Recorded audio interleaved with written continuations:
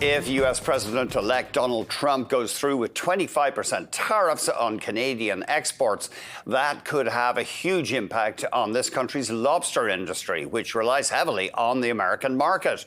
We're joined by Geoff Irvine, who is Executive Director of the Lobster Council of Canada. Thanks very much indeed for joining us. Great to be here, Andrew. Yeah, I did not know the industry exported so much of its product. Something like 90% of our lobsters are exported, and the Americans take about 60% by value. That's correct. They've always been our biggest customer for lobster, and it's the same with other fish and seafood from Canada. It's the United States is generally our biggest market. So of all the lobster harvested in Canada, Canadians eat only about 10% of it? Give or take, yes. I mean, it's a premium protein, so generally we've found that markets around the world, in Asia and Europe and the United States, want that product. So we got our best prices in these export markets. So obviously you are worried then about Trump putting on huge tariffs on our lobster exports. Well, absolutely. I think everybody that sells anything into America is worried about it. In particular, what is the industry doing? You are seeing signs of some people moving product into the U.S. to try to get ahead of this thing? Sure. I think everybody around the world would be moving product into the U.S. to get ahead of it. We're in a way fortunate. This is the time of year where we don't have a significant amount of inventory of live or frozen lobster. But people are doing what they need to do to protect their market and protect their business. But otherwise, we're liaising with associations in Canada. We're working closely with provincial and federal governments. We're liaising with associations in America that represent the seafood sector there. They're very worried about any possible countervailing tariffs that Canada and other countries will place on their seafood.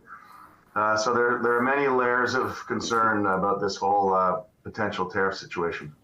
Now, COVID was dreadful for you guys. Apparently, your industry at first, the restaurants were shut down, but then things brightened up.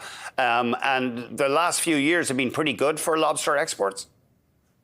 Generally, yes. As you said, the pandemic was very difficult in the first few months, but then we probably had our best year ever in 2021 as the world recovered and also as people used their stimulus money to enjoy premium seafood at home.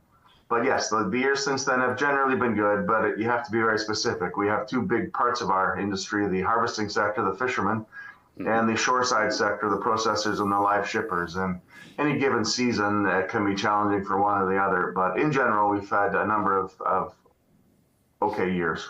The harvesters, among other problems, they've had higher fuel costs in recent years?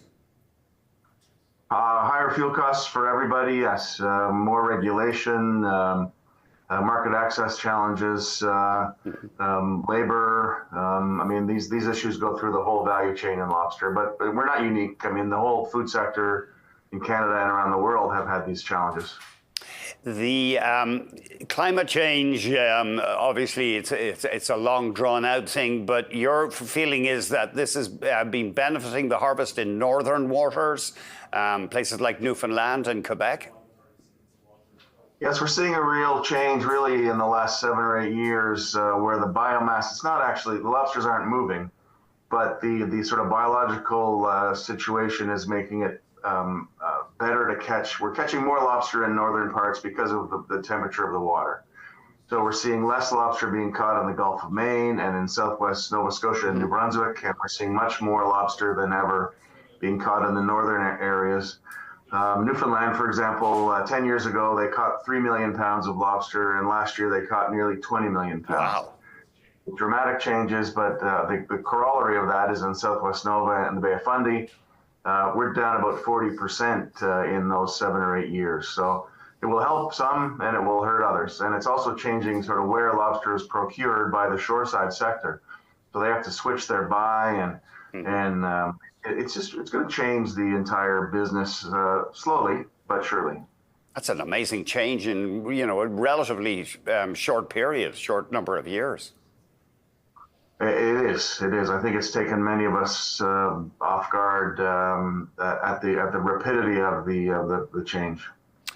And they're very tough on Nova Scotia. It long has been a world centre for lobster harvesting. Yes, it's going to impact those folks harvesting in Southwest Nova and in Southwest New Brunswick, the Bay of Fundy. Absolutely. So, and it will help those in other parts of the industry. So I think that's what we're seeing. Climate change is also impacting, the larger storms that we're getting, the hurricanes that we get every couple of years now that we never used to get, are destroying, wharves and plants that are by the shore. So it's sort of a double effect. Thank you very much, Geoff.